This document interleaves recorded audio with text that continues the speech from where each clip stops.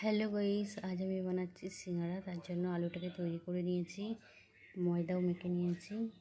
এবার আমি চালু করব সিঙ্গারা আমার ময়দা মাখা।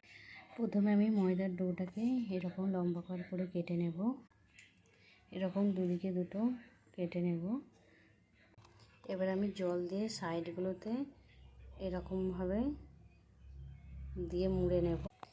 এইভাবে কিন্তু আমি যেখানটা জল লাগিয়েছিলাম ওটা জুড়ে নিয়েছি দুটো দিক।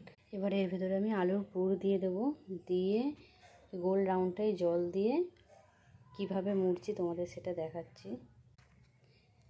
চারিদিকটা জল দেওয়ার পরে যে দিকটা বড় করে করা আছে ওই দিকটা করে একটু মুড়ে নেব, নিয়ে ওইটাকে সামনেরটার সাথে জয়েন্ট করে 3 আকারের শেপ। আমি কিন্তু এইভাবে মুড়ে নিয়েছি ভালো করে। আমার সিঙ্গারা কিন্তু কমপ্লিট।